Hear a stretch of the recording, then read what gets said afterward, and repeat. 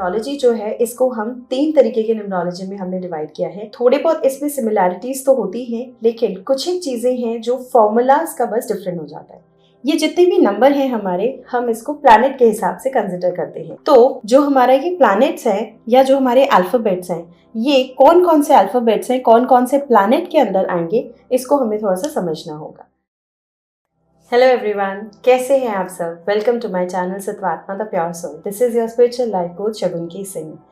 आज मैं आपसे खास बात करने आई हूँ न्यूमरोलॉजी के ऊपर। आइए समझते हैं कि न्यूमरोलॉजी चार्ट क्या होता है, किस बेसिस पे नेम न्यूमरोलॉजी की कैलकुलेशन होती है, और अगर आपका नाम या नाम का जो टोटल है वो किसी गलत नंबर पर आकर रुकता है तो हमें क्या क्या प्रिकॉशन लेनी चाहिए या फिर हम क्या कर सकते हैं as remedy.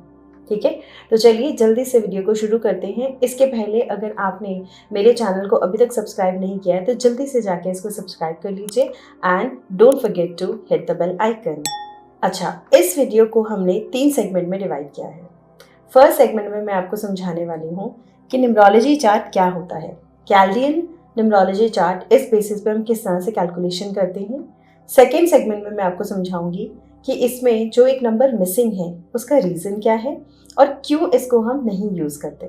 And third segment में हम बात करेंगे नेम के कैलकुलेशन की। तो चलिए जल्दी से शुरू करते हैं। As I said, Chaldean chart of numerology, right?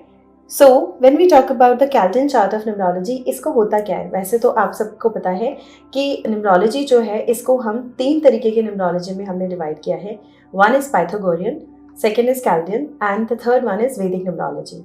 थोड़े बहुत इसमें सिमिलैरिटीज तो होती हैं, लेकिन कुछ एक चीज़ें हैं जो फॉर्मूलाज का बस डिफरेंट हो जाता है।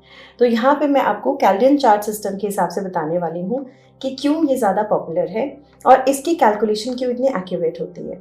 So here is the chart, just in case few of you if you don't know कि चार्ट को हम कैसे यूज़ करते हैं।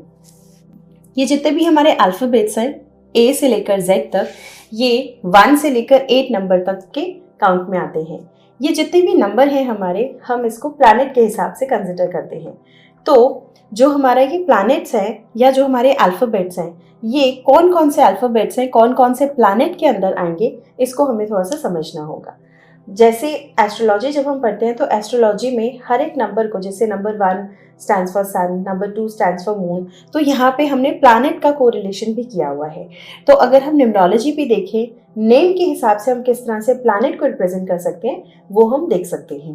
तो ये सारे हमारे अल्फ़ाबेट्स हो गए और ये जितने भी हैं ये हमारे न्यूमेरिकल नंबर्स हो गए। तो न्यूमेरिकल नंबर्स में कौन कौन से प्लैनेट्स हो गए, अब I hope you know. This stands 1 stands for sun, this stands for moon, this stands for Jupiter, this is for Rahu, Budh जो कि हमारा Mercury, 6 for Venus, 7 for Ketu and 8 for Saturn. ठीक है, सो इस पोर्शन ऑफ द वीडियो में हमने इसको समझा कि हमें ये चार्ट को कैसे प्रिपेयर करना है या यूज़ करना है। तो जब भी आप अपना नेम नंबर कैलकुलेट करते हैं तो ये आपने इसको इस तरीके से यूज़ करना है। I hope I am clear in this, right? Now अब हमारे सेकेंड सेगमेंट में हम सीखेंगे कि इस पे जो नंबर मिसिंग है वो है 9, है ना? तो 9 नंबर क्यों मिसिंग है इसको हम जानेंगे अपने सेकेंड पार्ट में। Till then, thank you so much.